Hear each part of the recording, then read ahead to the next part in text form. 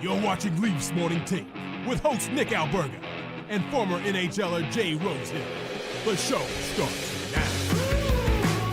Well, one way or another, the NHL season will come to a close this week, either on Tuesday in Game 6 or all the way on Friday in Game 7. It's the Monday edition of Leafs Morning Take presented by Bet365. Nick Alberga and Zack Phillips. What's going on, Filatov? How are you, buddy?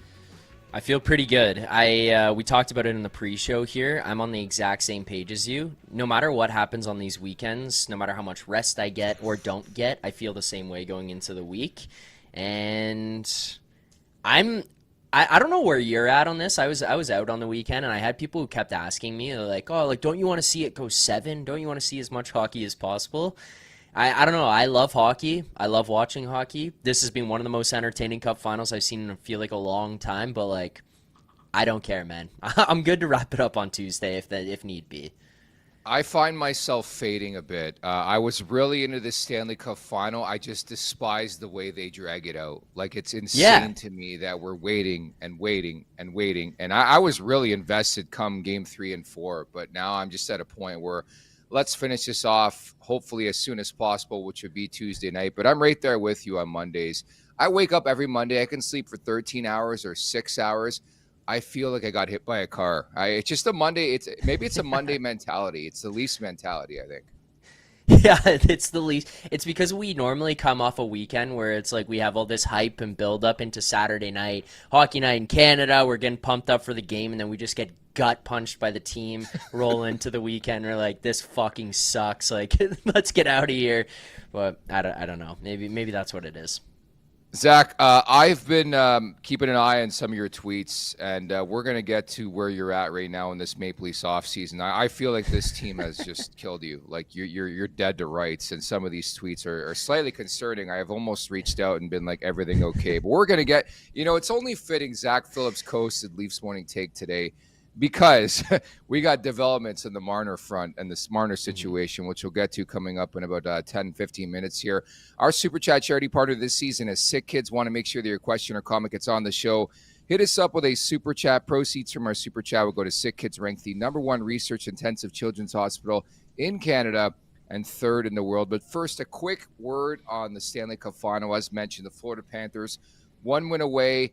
And for me, Zach, it's eerily similar to back in Game 5 where Florida goes into Toronto. This time it's into Edmonton. They stomp on their throats. They win the game and set up a game on home ice to win the Stanley Cup. I know a bit different in round 2, but I would expect there's going to be a response by the Oilers. How do you feel about Game 6 coming out tomorrow night? I agree.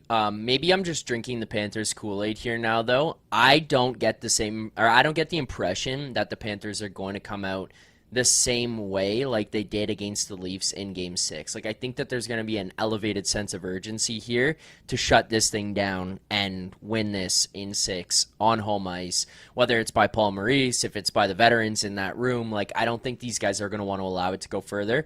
100% agree with you on Edmonton is going to respond and be ready to go in Game 6 in Florida, but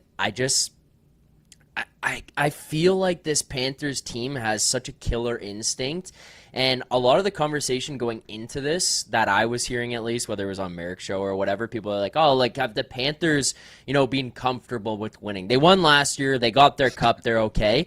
These guys have that.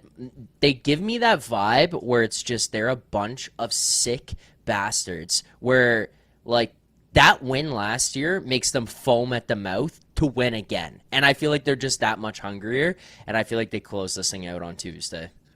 Personally, it feels like they have amnesia. You're so right. It's like they play like they don't even realize they won a Stanley Cup last year. Because how often do we talk about it in pro sports, how difficult that is to repeat? Do you have that urge? Do you have that bite to get back to how difficult it truly is to get back? And they've done it 3 straight years.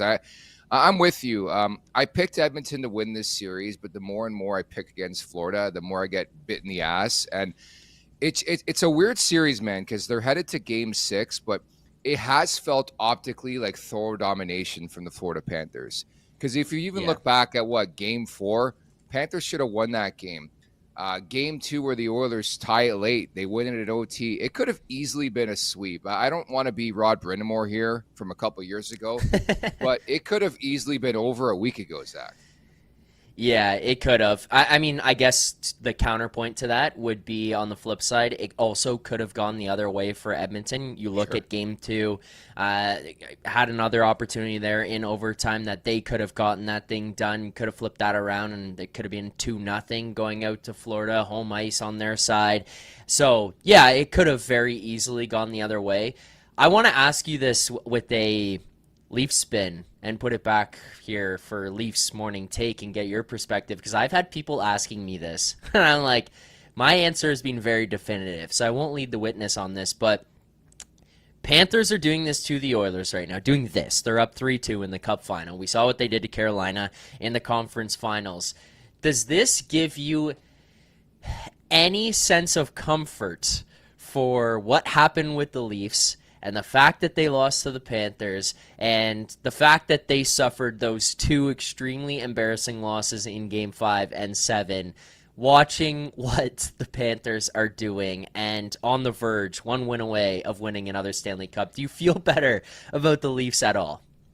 You got to ask these people when they ask you that, are you serious? Because I get zero solace, zero comfort, if that's the word you would like to deploy and utilize, over the Florida Panthers maybe marching to a second straight Stanley Cup Final. And why, you ask? I've seen the Maple Leafs do that against every fucking opponent, whether it was the Florida Panthers, the Boston Bruins, the Columbus Blue Jackets, the Montreal Canadiens. Did I miss anybody in there? I think it's just more so the consistency, where one game they're unbelievable, the next game it's a no-show. And they no-showed against some of those teams. Like, you sort of forget there's all this perspective and notice on the Florida Panthers, and I get it. But the reason why I feel triggered is not because of the opponent. It's because of who beat the Maple Leafs, and that is the Toronto Maple Leafs. This wasn't the Florida Panthers beating the Toronto Maple Leafs. It was the Toronto Maple Leafs, again, beating the Toronto Maple Leafs. Would you agree with that? Yes, Florida is a very, very, very, very good team here, so they deserve all the credit in the world. Yeah. But I think the one thing for me, and one of the biggest takeaways that I had, especially in 5 and 7, is that they may still have lost that series. The Leafs still may have lost that series and gone down in 7, but it didn't need to be the way that it was. It didn't need to be as embarrassing. It didn't need to be as pathetic from a fan standpoint to watch that and have jerseys on the ice and have Marner booed every time he touched the puck. That didn't need to happen. And that goes to what you're saying about this team beating themselves. If they show up, if they play like they're capable, if they are engaged, if they are hungry, if they're like, it's the Stanley Cup playoffs. I'm sorry, there shouldn't be conversations about the other team was hungrier, the other team wanted it more. That should never, ever, ever happen. I'm sorry, there's just no excuse for that. So when I look at that, that is what you're saying of this team beating themselves. And yeah, Florida probably still wins that series because I think they're the better team. And one of the takeaways I'm having of this Cup Final is just that this Leafs team still has steps to take. This is probably the closest that I've seen them be. This is probably the most prepared that they've been, the best constructed group that we've seen put together, but they are still not quite there. And I think that that's one of my takeaways watching this Cup Final is they would not have beaten this Panthers team if they were to have matched up against them in a Cup Final, just based on what you see from hunger, depth, goaltending, etc. And then I struggled to find a way to convince myself that they would have beaten this Oilers team. So I feel like they're still a little bit away, but I agree with you fully. Like, those embarrassing losses, more than anything, it's this team beating themselves. And that's, I mean, let's use the term, the Leafy thing to do. That's who they are and what they do. And funny enough, a lot of soul searching happening in Edmonton right now, you know, gauging social media over the weekend. There's a lot of people starting to call out the captain of the Edmonton Oilers, Connor McDavid, and sort of calling for his head, how he's not really producing offensively, which is pretty rich. And suddenly we're going to start using the excuse that Zach Hyman's heard after they win a couple games, they start losing a couple games. And that could, you know, in my opinion, be obviously a big topic and storyline here in the Stanley Cup Final. But the response is everything. I want to see from the Oilers' perspective, what do they have in them? Because you talked about killer instinct. You can smell it now if you're the Florida Panthers. The opportunity again, Zach, to win the Stanley Cup on home ice. The last thing you want, and I get it, Florida is unbelievable on the road. I think they feel so comfortable going into Edmonton, that raucous building for a potential Game 7, you want to close this out on home ice. Like, I think if you're ever to ask any hockey player, if you had a chance to win the Stanley Cup on home ice as opposed to the road, they would be like, oh, we'll take it anywhere. But you want to win on home ice. Like, that's the coolest feeling ever, I think. Yeah, and they did it last year too, right? They went on home ice last year. Yeah, I mean, that's back to... I wonder if that has ever happened before. That back-to-back years a team wins the Cup on home ice. Because there was a stretch too. This is just like actually going completely away from actual analysis. But like, don't you remember that stretch where it felt like every single season the winner was on the road? Like, I feel like there was a good chunk of time where it was just like, we're in a bubble. You're on the road. Yeah, exactly. We're in a bubble. But yeah, to be able to win this back-to-back years, do it on home ice both times, it would be a pretty great feeling. Walk out of the building carrying the cup right onto the street, straight down into the elbow room. That would be a pretty cool way to go about it.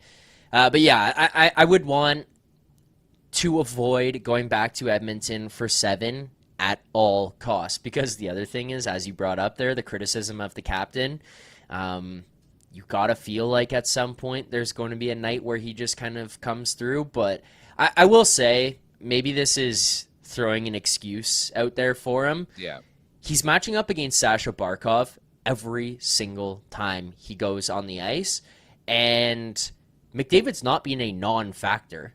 Like, that's the thing that I would give him the credit for here, is he's noticeable every time he's on the ice for me. He feels dangerous every time he's out there, which is a lot more that I could say for 34, 16, 88, 91 in their series against the Panthers when they would get matched up against Barkov and their shutdown lines. He at least looks dangerous. He's just not putting up points like they became accustomed to last year, where he won the Conn Smythe without winning the Stanley Cup. Like, those numbers were ridiculous. Yeah, he could probably score a little bit more, but Oilers fans might want to, like, look around the lineup and realize, hey, oh, shit, we're paying Darnell Nurse $9.25 million. And, oh, Evan Bouchard, who is an unbelievable offensive talent, is not that great defensively. And, oh, wow, yet again, we went into the Cup final thinking Stuart Skinner, who was garbage all season long, was going to be our savior. And now Calvin Pickard is in here trying to save your season and have Connor McDavid hoist the Stanley Cup. Like, there are other things that they could be looking around at and pointing fingers at before picking on Connor McDavid. I'm sorry. Like, sure, he can get a little bit of blame here for not producing 42 points in the Stanley Cup Finals or whatever the hell the number was that he put up last year. Sure. But there's some other spots that they could be looking at and identifying as some issues. Yeah, I said this last year pertaining to Austin Matthews and his greatness. You're conditioned to expect 3 goals a night, and that's just not reality in the Stanley Cup Final. There's 2 reasons, in my opinion, the Oilers are down. It's their discipline. These high-sticking penalties need to end if they're going to win a Stanley Cup, and it's the depth scoring. It just hasn't been there, and we'll see if there's a response coming up Tuesday night for the Edmonton Oilers in Game 6. We got our Olympic announcements, or some of them today. Sweden, Nylander's going. Matthews named to Team USA. In fact, he's named the captain again. I was curious to see Gabe Landeskog on the Swedish list. Like, he's played, 5 games in the last 2.5 years, and they feel comfortable enough to send him. I guess if Finland was okay with Hakanpää on their roster, then they clearly Sweden's good with Gabe Landeskog. But yeah, the Olympics, man, we're closing in. What are we, 8 months away, maybe? I know. I was talking to somebody about this. I was like, what? I think it was like 2 weeks ago, and they're like, "Oh, like, do you think that your company will be covering the Olympics?" Talking about like all the stuff that we're doing. I was like, I don't know. That's a long ways away. And they're like, "Dude, like, it's less than a year away." I'm like, shit, did not realize. So that's sneaking up. But biggest snub, Yanni Hakanpää not on the finish list. Is that where is that the main takeaway? I hope there's an article on Leafs Nation today. Yeah, I think they were. I was actually in the group chat on Slack, and they were going to put something together. But Ronnie Hirvonen got precedence over Hakanpää. He of 2 games as a member of the Toronto Maple Leafs. Got a big guest on today's show once again. Dave Pagnotta, the 4th period, has been traveling back and forth. Has had a lot of time, ample time to get a tan as well. He's coming up for the very latest. There's a lot's cooking in Leafs land, and more on Mitch Marner, which we're about to get here in mere seconds here, Zach, at the Leafs Nation 401 on YouTube.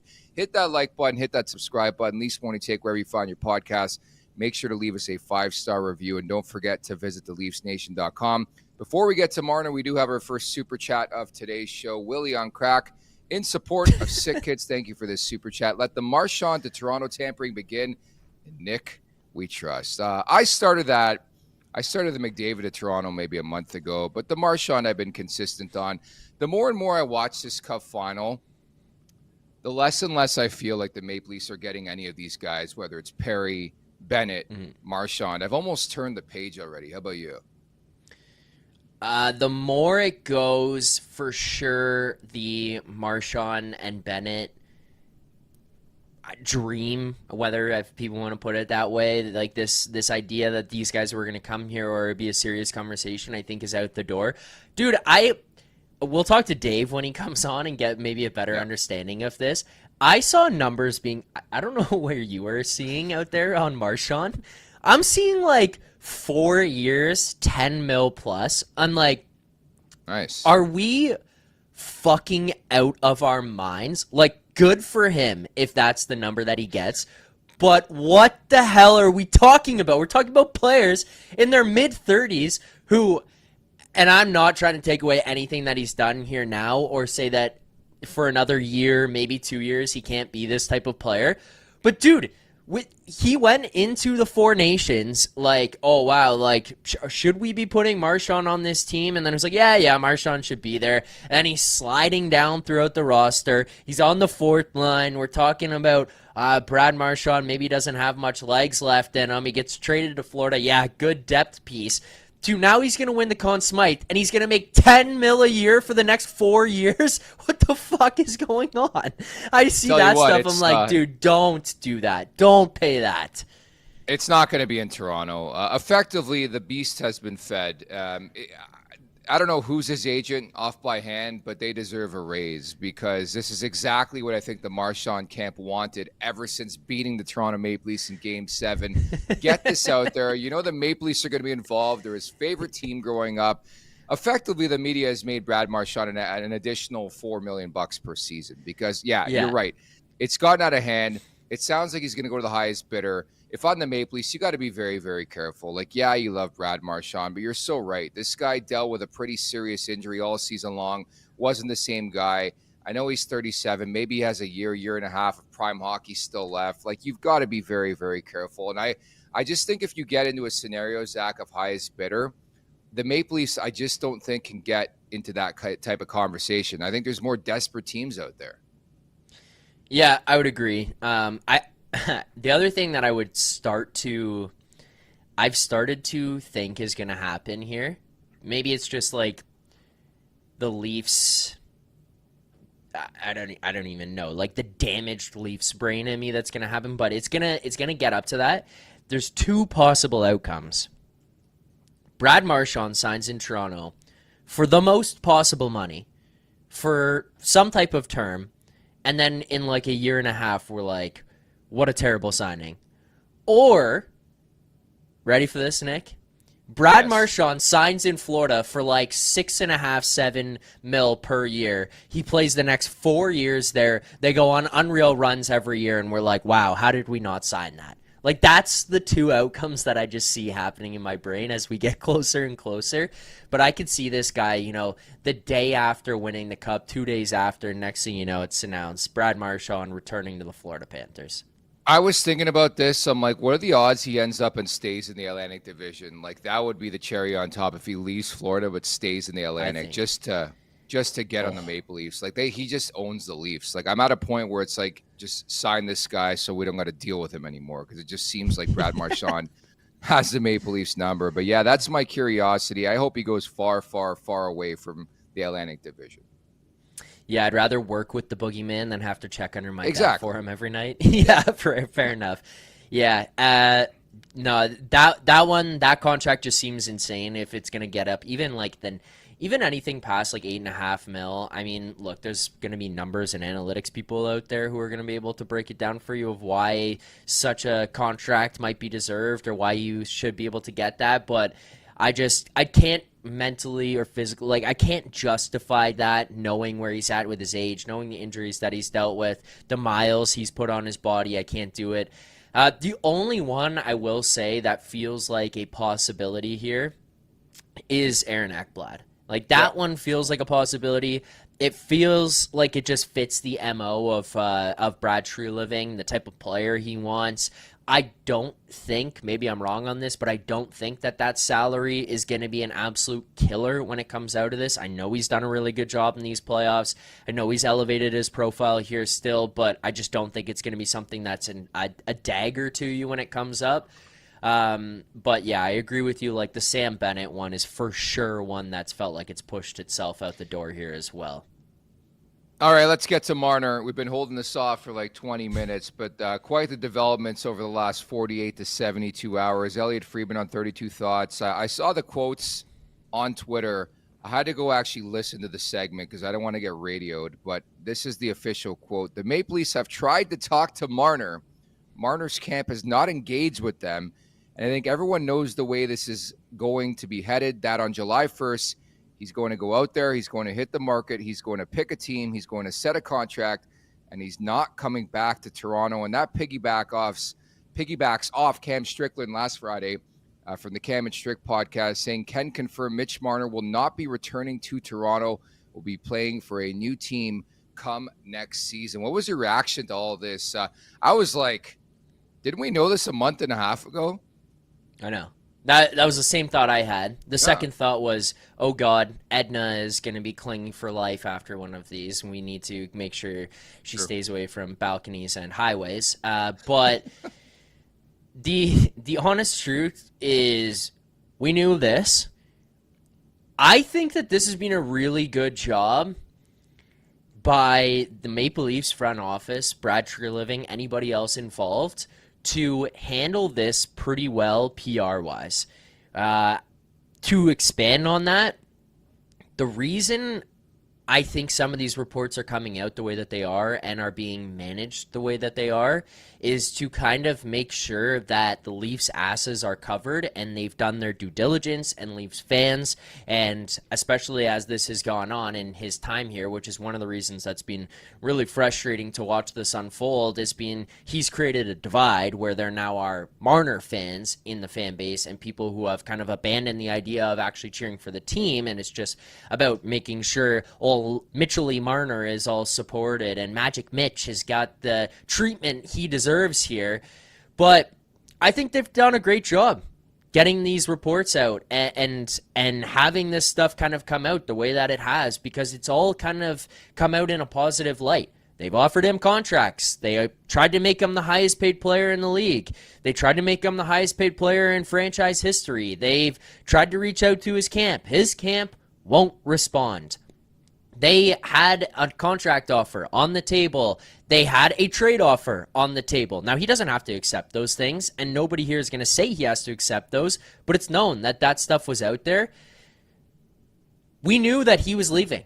We knew that. Like, if you thought that this guy was coming back, I mean, in all honesty, you got to give your head a shake and kind of reconsider, because I think the only way that he would have come back from a Leafs standpoint, the only way they would have accepted him to come back would have been on a pretty significant discount. I don't know. You tell me if discount. Let's put quotes on that. Discount. I say discount market-wise, right, based on 14 plus that he's rumored to be getting out there. I think that would have been the only way that they would have allowed this to progress if you're the Leafs.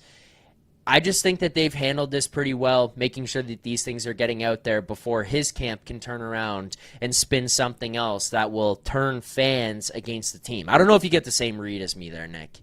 Oh, I do. And the thing I'll say, it reminds me a lot of the Kyle Dubas situation where it's like, you can't fire me because I quit. And it's like, what is it? From the Maple Leafs perspective, I think they're ready to fire Mitch Marner. I think Marner thinks he's quitting. Like, I've been consistent since day one in saying this is less about Mitch Marner. This is more about the cap space and reimagining the roster. Like, I think he's worth every penny. I think he's a great player. I think he's going to get paid by somebody, whether it's Carolina or Vegas or Los Angeles or Anaheim.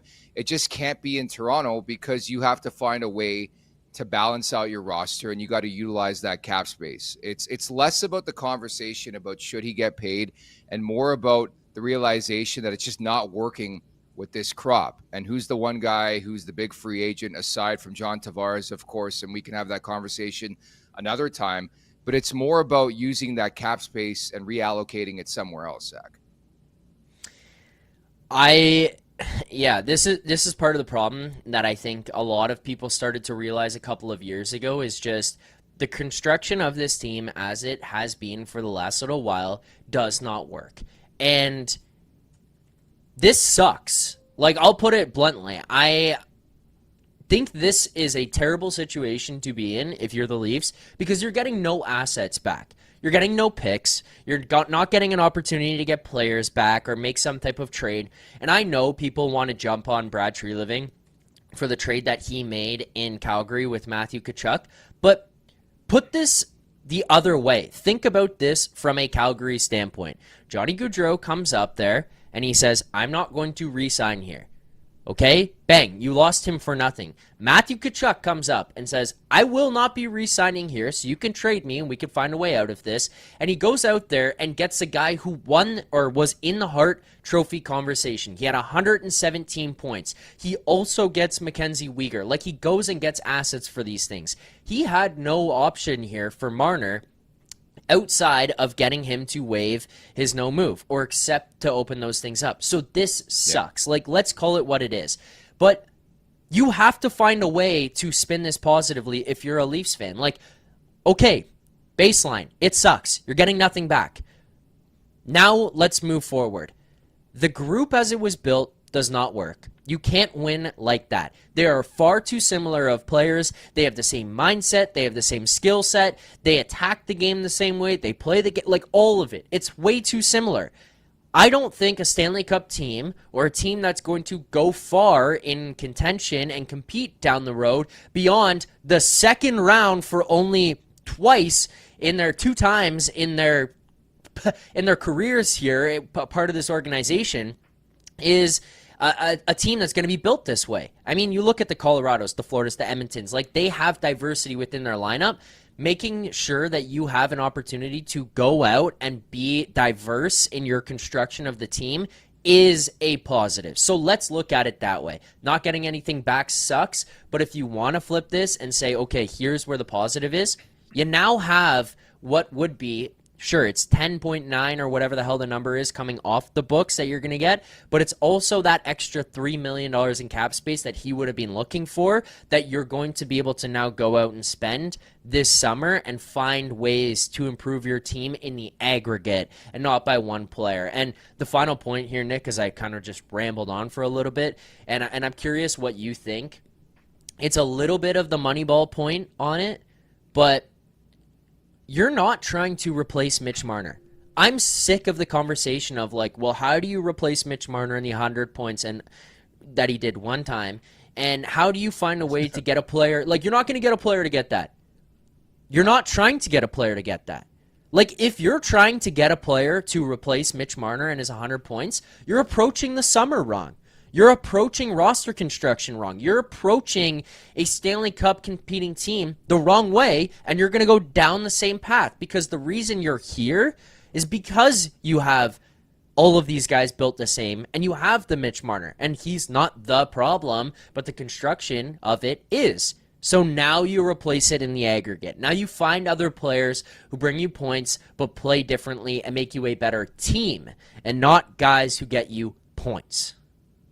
Couple things here. I'm right there with you on Treliving. The heat he randomly takes for not trading Marner or not getting ahead of this and making your star player walk to free agency is a joke. He's tried. I mean, it's been on the record. If the guy doesn't want to go, he doesn't want to go. There was a small pocket when Brad Treliving was hired. Do you think he's going to come in here, have 5 weeks or 4 weeks, whatever it is, and make a trade just like that? I mean, anybody who's been in life, you take an evaluation period. It just didn't make sense. And there was a small pocket, a small window where there was even a possibility of trading Mitch Marner.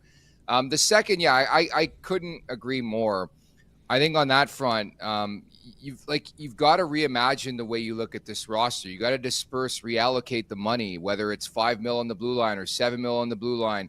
if it's 5, 6, 7 million in the bottom 6. Like, I'm right there with you where there seems to be this narrative out there, and who knows where this narrative's coming from, that you got to find a way to replace Mitch Marner. I don't feel that way, because if you bring in a Brad Marchand, he's not replacing Mitch Marner. He's adding to what you already have, and you got to find a way to deploy him correctly. I mean, Sam Bennett, same conversation. I think if you're looking to replace Mitch Marner with another Mitch Marner, then you're not looking at this puzzle correctly. Now, there are certain players that I wouldn't mind the trade-off. Mikko Rantanen, perfect example. They tried to shoot their shot. They didn't get him. But a guy like that, he's a top 10 player in the league. There's no comp to me. I don't know how you pay Mitch Marner more than Mikko Rantanen to begin with. But like guys like that would make a lot of sense if you're looking to replace the player, right? 100%. I mean, that's the kind of stuff that I would be okay with. But it's also, again, to the point, I think he's a different type of player. Like, I think that what Mikko Rantanen brings to the table is very different than what Mitch Marner does. Obviously, the points are still there, but it's just a little bit of a different, like, physicality, the size, kind of, I know a little bit more of like a technical side, but even just like the way he fits into your game is a little bit different. We talked about how it didn't fit in Carolina because of the style of hockey that they played and where, you know, what they were asking of him. I think that that's the kind of thing that would work if he was in Toronto. Maybe I'm just delusional, but I do think that that's the kind of stuff that would work. But again, for me, it's just, I think it's a different approach. It's a different style. So that's a trade-off that I'd be willing to take. But yeah, man, I don't know. That's the one thing that, like, drives me nuts with some of these Leafs fans online, and I get the frustration or the immediate panic, but you're not trying to replace Mitch Marner. If you are, you're making a mistake. You're trying to build your team differently with that money that's going to be coming up here. You got to make sure that you spend it in the right places, because paying $9.5–10 million on 37-year-old Brad Marchand might be a massive mistake for you for the next 3 to 4 years if that's where he ends up getting to in some type of bidding war. But yeah, I mean, look, you have an opportunity for a bit of a clean slate here, so you got to find a way to get creative, I think. I think so too. And why does it feel like everybody in my algorithm on Twitter is like a 17-year-old Marner fan? I don't know why. Just every time I tweet, the algorithm just hits me with a big Mitch Marner fan. Give him $17 million per season. Because you probably do the same thing I do, Nick. You probably do the same thing where you click on those tweets and then you read the replies, and then Twitter's like, this guy likes this kind of content, and then it just gets pushed out to you. That's what happened to me in the Sens series. I'm like, look at these Sens fans, like these fucking idiots talking about this shit. I'm sending the tweets to Vic. Vic's like sending them back to me. He's like, and now all of a sudden my fucking my feed is full of Sens fans, and I'm just like, enough, not interested. So that's probably what you're doing wrong. Elon Musk has us by the balls. That's my synopsis on today's edition of Leafs He's gonna Morning Take. fix a search feature. I think so. At the Leafs Nation 401 here on YouTube. Hit that like button, hit that subscribe button. The following interview is brought to you by our good friends over at Greta Bar YYZ, the ultimate hangout spot in Toronto. Whether you're catching the big game, diving into some classic arcade action, or grabbing some unreal street food, Greta Bar's got you covered. Planning a team building night or a corporate event, Greta Bar is the perfect place to bring the crew together for good vibes and great memories. For more info, head on over to gretabar.com. That's gretabar.com, 590 King Street West. Greta Bar. Let the games begin as you bring in today's guest from the fourth period, the NHL Network and NHL Network Radio. It is Dave Pagnotta, I believe, back in Florida. What's going on, DP? Yes. Yeah, back here. Long travel day yesterday from Edmonton. Little pit stop at home in between. Ready to go. They got the torrential downpour out of the way here, so the rest of the day should be nice. I always had a funny back and forth with my one buddy who lived in Florida. He's like, it never rains here. Every time I went there, a torrential downpour, but that's just what you get in Florida. Dave, a lot of moving parts, man. Let's get right to it, man. I got no time for this bullshit Stanley Cup Final talk that's lasting a month and a half. Mitch Marner, man, like this PR storm, I'm just so sick of it. We have 16 days to go between now, I believe, if my math maybe is a bit off, don't mind me, but July 1's coming up. What's the latest you can tell us on Mitch Marner, Dave? It's the same shit, guys. Like, there's nothing. We're not going to hear anything significantly new until we get to draft. At best, he's not coming back, and that's not a surprise. I think everybody knew that.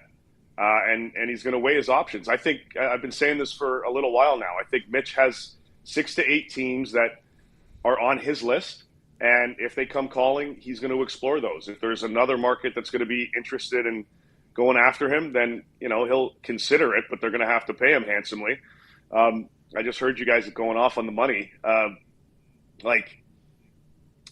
Rantanen 12.5 in Dallas is 14 in Toronto. So, it's not the craziest thing in a free agent market for a player of his caliber to be cracking that 14 mark. Maybe more. I think they reported last week that Carolina is going to go hard for him and spend some big dollars, 14 plus on an AAV is what I keep hearing. I don't think they're going to be the only ones. But does Mitch want to go to Carolina? Does he want to go to Anaheim? Does he want to go to Columbus? I'm not sure.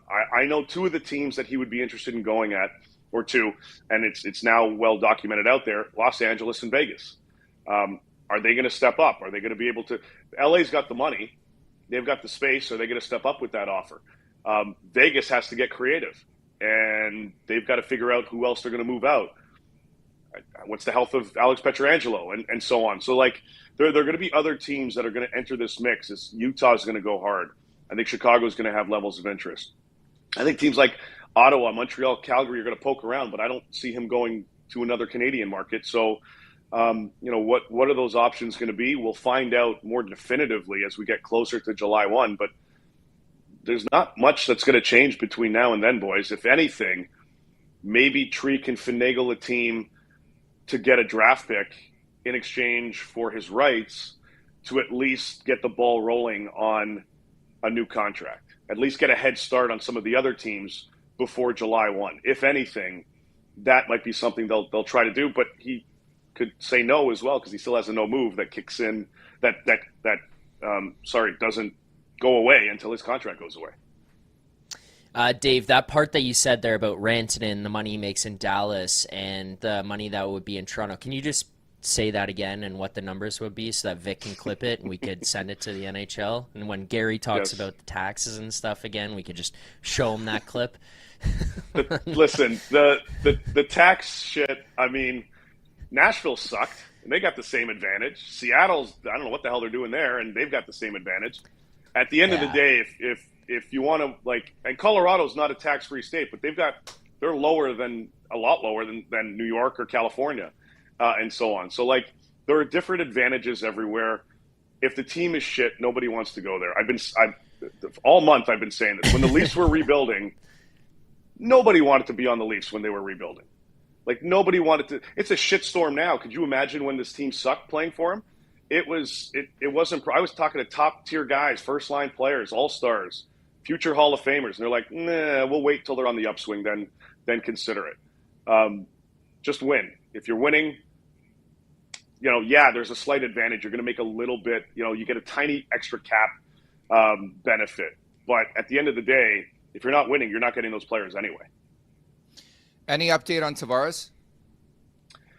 Ongoing talks is my understanding. They're trying to figure out the framework here on how to make this happen. I think there's moving parts from Toronto's side of things too. I think they're exploring they're casting a bit of a wide net here to see what additional options are going to be available to them via the trade market. Obviously they got to wait. I think they're pinpointing who they want to pursue in free agency, but at the same time, I think there's more activity, at least for now, in the trade market to see what either is available or might be available draft and in July if some teams lose out on players, if some teams gain free agency or players via free agency, do some of their other assets become available? So this is the big due diligence process, the reworking of their plan or the beginning of the execution of whatever their internal plan is to see what their options are. I think 91 is still part of it. He may not necessarily be the center move that they make. They may slot him on the left side. The Leafs right now are down, technically 3 top 6 forwards. Assuming Tavares stays, then you've got 2 to fit. You need somebody on the right side to play alongside Nyes and Matthews, and then you either need a second-line center or a second-line left winger, depending on where you're going to slot Tavares. But I do think there's a pathway there. I do not think he's signing 7 years at $2 million a year or whatever the hell people think may happen, you're probably looking at most 3 is my guess. But we'll see kind of, how the dominoes fall in that regard. Dave, it doesn't feel like the free agent class here is, not to put a knock on them, but that prime of a year, especially when you kind of look at what's coming up for the next season. Is this more of a year where the Leafs are going to have to target trades, as you kind of just mentioned, looking up at the draft and trying to find players to acquire that way, potentially here maybe offer sheets if they want to get into that market? Like, I know we saw this morning, it was Arthur Staple putting out there that Mika Zibanejad, is available, and that was a player that the Leafs have had interest in. What do you make of guys that are out there on the trade market who are going to be available, and kind of how the Leafs might look to approach this offseason in one of those years where you are losing a significant piece, but there's not too much out there that you can just go and sign on July 1? Yeah, it's a shallow pool. It's a very, very shallow pool. And the options are going to be limited. Like, some guys are going to be making a lot of money. And this is the other thing with the salary cap. Now that it's going up, and we know how it's going to go next year and the year after, the guys in the middle that always got shafted, they're going to start getting their money. So you're going to see guys that are mid-6 players that are probably going to make a little bit more now and make you kind of wonder, but that's just the way the market's going.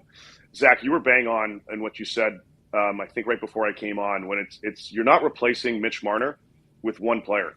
You've got to find a way to replace that overall productivity in reshaping your roster and effectively reshaping your top and mid-6. And I think that's what Toronto is going to do. And that's why I think they're going to be a little bit more active than normal in the trade market. Sorry, Nick, they're not waiting for next summer to see if Connor McDavid's going to be available. Never know. Okay, let's see what the next few weeks play out, how they play out. Okay. But I think they're going to look now. Like we talked about this during the second round. Like, you look at teams that are up against the cap that need to move out some players. I mentioned during that second round, Mason Marchment is going to be a guy to look at in Dallas. 1 year, $4.5 million. Had solid productivity in Dallas, had a bit of an up and down season, but still produced solidly in terms of numbers, brings some physicality. Is that somebody you look at for your left side and on your second line? Bringing in a few players that can play in a top 6, but have that jam and that energy to their game. Zibanejad, skill set wise, and I've talked to a lot of people around the league about him. A lot of people believe a change of scenery will do him a lot of justice. With all the crap that's going on in New York, and I have no idea what the hell the direction is of the Rangers anymore. I don't even know if they know, other than trying to free up money. Where they're going to allocate that money, I'm not sure. But there are teams that feel like, get Zibanejad in a different environment, and he's going to get back to his offensive form. If the Leafs believe that to be the case, then it wouldn't surprise me if they go hard after that caliber player, because there aren't going to be too many available. You're going to have to be creative. But I think it's going to be a combo of the Marchment type of player that has that jam, but fits into a top 6 that can keep up for the most part. I think there's going to be a lot of discussion from a trade market perspective with respect to Toronto between now and July 5th. Just my opinion, and I've been saying this for a couple weeks. The Rangers, you can never count them out on anything. Would I be shocked if July 1 comes, they suddenly have crazy amounts of cap space and they call Mitch Marner? Probably not. I don't know if he wants to go to a place like that after playing in Toronto, but I would not discount anything for the New York Rangers perspective. Want to get your thoughts on Mr. Blizzard himself, Brad Marchand, having a hell of a Stanley Cup Final. We've been doing a great job of promoting the product yet again, like we've been doing with Marner and Bennett. We're getting all these guys paid, but unfortunately we're not going to get the money. How realistic is it Marchand going to Toronto, Dave? Well, it was his favorite team growing up. Yeah, I'm sure it was. He said that, right? So, yeah. I mean, maybe that's what everybody's buying into. I think he wants to stay in Florida. Whether they can afford it or not, maybe DQ becomes a sponsor of the team and helps him out. But I think he's kind of in that 50-50 world of take 2 years, 10 million total, and stay here, or 11 or 12 million, something in that range, that $5 to $6 million range to stay in South Florida. Or, do you try, like, if a team's willing to give him $8 million over 3 years, does he want to go after that? And especially if he wins the Cup, that'll be his second time winning. Is he comfortable doing that, or does he want to stay out here? I don't know. It's still a little premature in that regard. If he's available, yes. If I'm Toronto, I'm making that inquiry. Absolutely, without question. You've seen what he's done in these playoffs. Anticipate that not being consistent over a regular season, because that's a lot on the body to take. Plus, he's been sound defensively. He's been the driver for that. His line with Listerainen and Lundell has been the best line in the playoffs in terms of overall. Does he match well with Austin and Nyes? Would he be better suited on a second line? His responsibilities and his minutes in Florida have been lessened because of the depth that the Florida Panthers possess. Second line and first line. He's on the third line. They've been able to spread out the minutes. It's benefited everybody.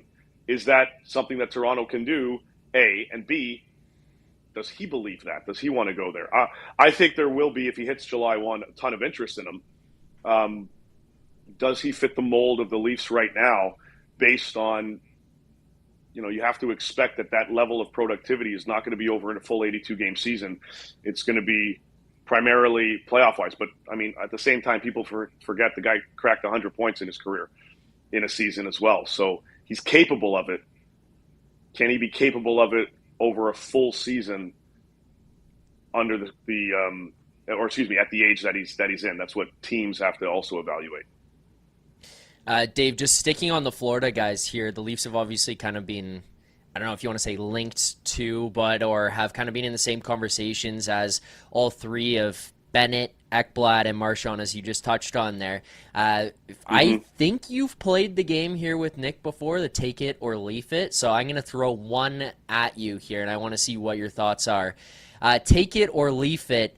At least one of those three pending UFAs from the Panthers, Bennett, Ekblad, Marchand, will be a Toronto Maple Leaf next year. Oh, damn it. I'm going to say leaf it. Right? That's the right one? Is that the one where nobody signs? Yes, you got it. Yes, nailed it. yes, Thank you. correct. Good job, Dave. Yeah. Just checking, because the Leafs. I probably could have done a better job of giving you in some type of info there. No, I probably could have teed you up better. I hadn't done it in a little while. I think the look, I don't think any of them sign. But if one of them does, I wouldn't be surprised if it's Ekblad. If they look towards that, and then that'll revolve around some other changes that may have to occur on the back end. I don't think Sam Bennett's leaving South Florida.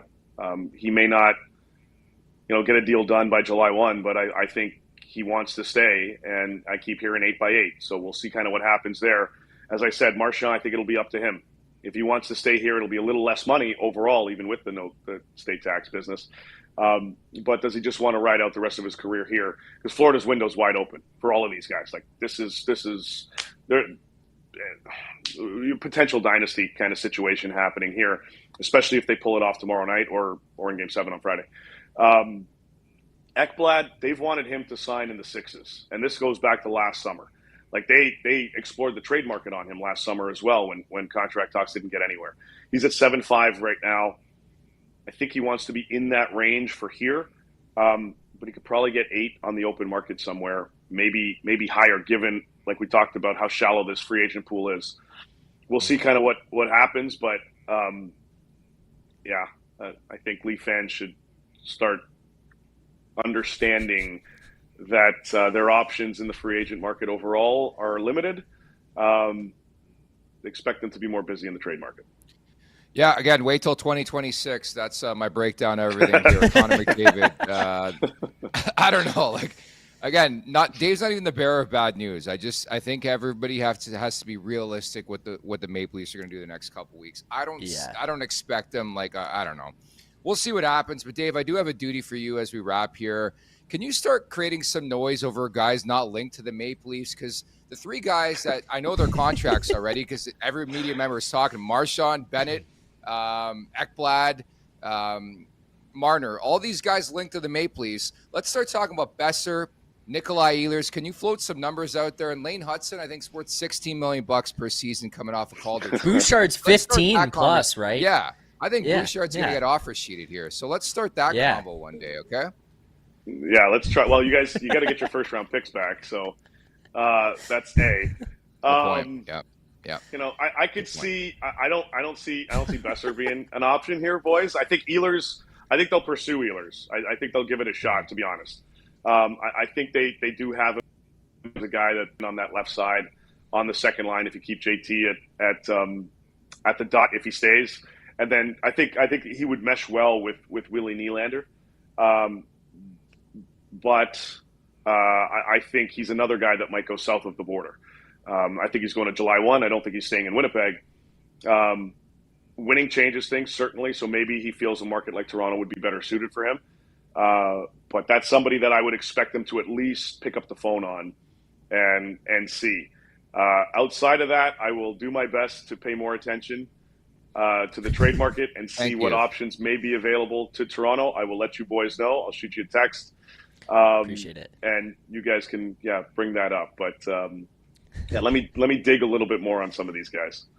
I'll tell you right now, your McDavid to Toronto tweet is going to hit like crack, dude. It's going to be like Ralph Devers to the San Francisco Giants, just bombarding my phone on a Sunday night. But excellent job. What the hell was that, by the way? I know. We're not a baseball show, so nobody cares. I know. Sorry. We did have Max Scherzer on, which is a pretty damn good get by our producer. So we appreciate and then he got hurt. Good job, guys. Yeah. We're the ones who heard his. You killed Max Scherzer. We killed Max Scherzer. I'm sure he headed to the pool now. Is that what's going on? Arm. Yeah. Momentarily, no. I've got to head over to the rink. The Panthers are on the ice, and then the Oilers. So I've got to pretend to at least work, and then this afternoon, my ass is going to be poolside, and then I'm visiting. This place right now. I was going to say nice lid. Yeah. I saw a post the other day of Dave on the NHL Network, and I went, holy fuck. This guy is booking the last possible minute flights to Edmonton and maximizing every second he can get out there in Florida. The tan looks primo, Dave. Thank you. Yeah, that was also I was like 40 minutes before I jumped on, I was poolside, and I was like, oh shit, I got to get there. So it looked a little more based. Gene Principe is killing it though. He's got the lead for sure. Yeah. Look, this is a hot take. Elbow Room is probably one of the most overrated bars or establishments I've been to in my life. Dave's been with me to Florida a billion times. Not a place I frequent quite a bit. I'm not a big Elbow Room. You pop in for a drink, you pop out. Yeah, it's a good it's evolved. It's evolved. Yeah. For me. I like going there during the day now. I'm more of a midday kind of guy. Not nighttime. Nighttime, it's like, last resort dick fest. Like, I don't want to be there. It's always a dick fest there. I got nowhere to me and Dave got crushed at last year's Cup Final, and we had a little promenade in the afternoon there. It was a good time in the afternoon. I think we were there like midday 6, but absolutely rinsed, and that was it. Yeah. Yep. That's what you got to do. That's right. And then the wharf's a good spot. Yeah, we got a lot cooking that night, if I do recall. But excellent job, Dave. We'll talk soon, okay? All right. See you, boys. Bye. Thanks, Dave. Bye, Dave. Yeah, we had a little pub crawl. We decided to go to the Stanley Cup Final a bit early last year, and we got after it a bit. We were Conn Smythe contenders, Zach, I would say, early on in that Cup Final last year. Yeah, I haven't been out there. I haven't visited any of those spots, but the afternoon, look, I will say, I did it on Saturday. The afternoon, when the weather is nice, you get outside, you get on the patio, it just feels good. Like, everything just feels Start to get better. a little lather on, too. Yeah, it's a good way to go about it. It's a good way to approach the day. I'll say that. I've been there multiple times before, man. I know exactly what you're thinking about. You get that first drink in your system, and you are feeling really, really good about life, especially in Florida. You start to cook a bit under that sun, man. You can get after. You can get away from you in a quick hurry. You got a couple super chats here. We got to get to our crispy hot take of the day as well. Jay writes in support of Sick Kids. Appreciate this. On Mitch, why the hostility towards the organization? He got everything he wanted and basically gave nothing unless you count regular season. He never once took responsibility for his horrible play. Then Eric Martin, in support of Sick Kids, writes in, does Nyes get a spot with USA on the Olympic roster? I think with the bigger rosters, I think there's a chance, but we got to be careful because we're Toronto. Every player is Matt Sundin here, but I think if Nyes continues to be consistent the way he has been playing, I think he's got a legit shot. I know Chris Kreider's probably not going to be there again.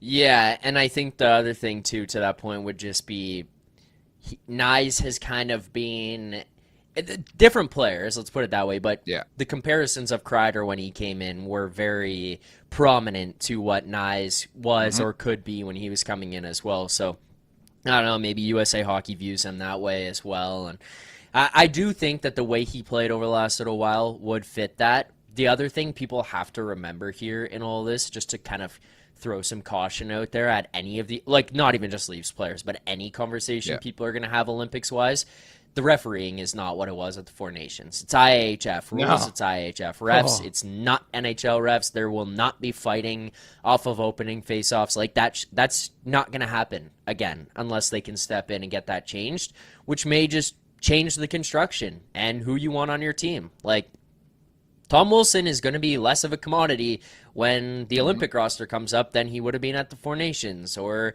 look down the roster at guys who play the more physical brand of hockey. They're just not going to be as sought after to play on those teams as maybe some faster skilled guys, especially on bigger ice. So that's another thing to look at, and maybe Nyes gets pushed out because of that. I don't know.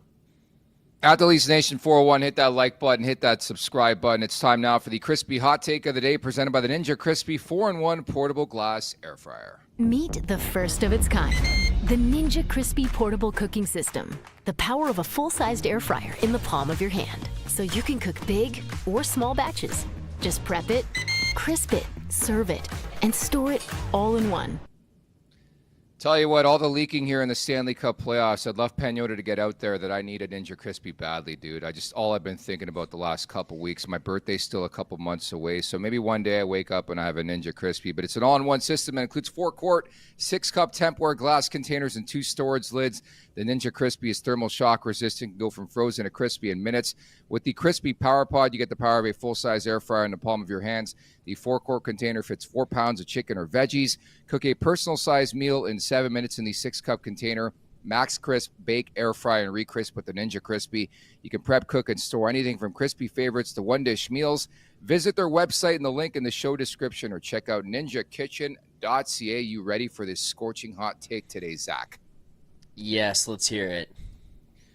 According to producer Vic, this is the most important offseason in Maple Leafs franchise history. I would have to agree with that. I think this is pretty massive considering you're losing a bona fide star who has been a signature player for you for many, many years. But yeah, it's time to move on. But I think the way they reallocate those dollars of vast importance here, Zach. Yeah, I would agree with that. I would also, look, I would, the only pushback I have would be I look at it a little bit the other way in terms of the importance. I don't look at it as necessarily the importance of signing and filling those spots. We talk about the upcoming free agent class next year, McDavid and stuff. Obviously, McDavid's a pipe dream, but there are other players who are going to be available. My caution on this offseason and why I put so much importance on it would more so be because of not making mistakes. And I'm talking about signing Brad Marchand for 4 years at $10 million a year. Like, that to me is a David Clarkson mistake contract in years past where you sign these guys who are past their prime and you're getting them because of the name that they once were and not the player that they're going to be. That's the stuff that I think Brad Treliving and this front office need to make sure they avoid at all costs this coming summer. Whoop-de-doo, you've got $14 million to spend if you want to view it like that because you have space opened up here with Marner leaving. Don't go nuts and just sign it on these players for more money than they deserve or more term than they need or whatever it may be because you have the space. Like, yes, this organization is expected to spend to the cap and spend a lot of money every single year, but don't go nuts. Like, don't put yourself in a corner when these moves or these players, these signings, whatever it may be, however you accumulate these guys, they might not actually make your team that much better or that much closer to a Stanley Cup. So just be cautious from that standpoint. Yeah, it's a new opportunity, a new era here, but be careful with these signings because, as Dave said, guys that are in the middle, they're going to get more money. You don't want to be the one who's going and giving them more than they need to be getting. That's the one thing I'm cautious about here this summer. Yeah, the most mistakes are made at or around July 1, and I'm with you. I just don't want to get in a bidding war for the likes of Brad Marchand. Like, I love Brad Marchand. Exactly. I think he's a great player. I think he's been awesome in these Cup playoffs, but how many times we've seen guys come to Toronto, they're not the same player. I just think you need guys. You got to have that mentality of getting players like that, and it feels like the Maple Leafs are in that direction, which is really, really good stuff. Want to get in the action for Stanley Cup playoffs at Bet365? They got you. From game props, player props, totals, and the money line, whatever your bet is. It's never ordinary at Bet365. Download the app and get in on the game. An official partner of the Stanley Cup playoffs. Must be 19 or older. Ontario only. Please play responsibly. If you or someone you know has a gambling problem, visit connexontario.ca. Been splashing any coin around on the markets for free agency. I got a bit on Taves. I got a bit on Marner. Anything you want to touch on? I didn't have anything on free agency yet that I was looking at. I've mostly just been trying to bet this Conn Smythe market and everywhere that this thing is bouncing around. I have it covered, by the way. Do you got money on just like every single player to win at this well, point? Well, no. So as you know, I picked Edmonton to win the Cup at the beginning. Yeah. So my two plays, I put some money on McDavid and Draisaitl. If Edmonton wins, it's going to be one of those two guys. I got Bennett at plus 480, I guess last Tuesday, I want to say, prior to game one. And then I got Brad Marchand at plus 2,800 the same day. Nice. Which nice. I have the ability to cash out on either front. I think this is going to be a difficult vote for the media. I'll tell you that right now between Bennett and Marchand because there's a love affair for both guys. But I don't know, like let's say Florida wins tomorrow, or in Game 7 for that matter. I don't know how you don't vote for Sam Bennett considering he's leading the entire playoffs in scoring, goal scoring. Like it's got to be Sam Bennett for me. Yeah, if you're looking at the entire body of work, I would agree there as well. Marchand has basically just launched himself here because of what he's done in these playoffs, or in the Cup Final, excuse me. But yeah, the other one that I was looking at. Yeah, exactly. That's what I was going to say. It's a playoff award. The other one that I was looking at, and it's kind of just bounced back, and I'm looking at it on Bet365 right now. If the Oilers were to win the Cup Final, and they come back, who do you think is the player on... I'm actually, like, asking you. I'm not saying this like I have the answer. Like, I'm asking you, like, who do you think is the player on Edmonton who's being their best player and deserves it? Playoff award. And Conn Smythe? Yeah, Conn Smythe. Well, you're probably going to say Corey Perry, right? No, I think Leon Draisaitl has been. I think Draisaitl's been their best player. Yeah, and he's plus 750 right now on 365. Yeah, like the thing with McDavid, again, getting back to the convo earlier on, we have been conditioned to expect greatness, and when he's just like good, if you want to phrase it that way, you're like, it's not good enough. It's like that's why he can't win the Hart Trophy every season because it's like, he only got 128 points. He needs 138 to impress me. Like he is so good. He is night and day the best player on the planet. There's no one even close. But I think you equate to the big goals and the amount of big goals. I think I would give the slight edge to Leon Draisaitl. But who knows? If McDavid comes out, has two monster games, they win in Game 7. He'll win his Conn Smythe again in winning fashion. Zach, excellent job today. I believe he'll be back in the mix next Wednesday when I'm flying to LA. Yeah. You'll be hosting alongside, I believe, Jay Rozo. So looking forward to that show. But I thought this is very therapeutic for you because, again, I've been monitoring your X account. You'll randomly drum up a tweet just bitching about the Maple Leafs, and I love the passion, man. I feel like that Game 7 loss hit you hard. You were soulless for a while. You found it again, though. Dude, every now and then, the tweets that I've been putting out now is just like reminiscing about trades that were made or things that happened. Yeah, I saw that. Like Patrick Marleau and a pick that turns I saw to that Seth one. Jarvis. Yeah. Seth Jarvis is definitely the kind of guy you'd love to have on your team, especially the Leafs right now. What was the other one? Sorry, side Marchment tangent for here. Malgin. How about that one? Yeah, Dave's talking about going and trading for Mason Marchment. He's not going to cost you fucking Dennis Malgin this time. Like, that's not going to be the package that's going to Dallas if you want Mason Marchment. That Nick Robertson shit, I in the just third. That's seen my it. request. Yeah. God. Also, quickly, I'm going to give you one final thought here.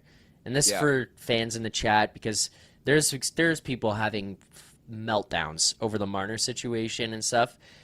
The one thing I want to get off my chest just quickly before we go, you are allowed to hate Mitch Marner if you are a Leafs fan. You're allowed to hate Mitch Marner.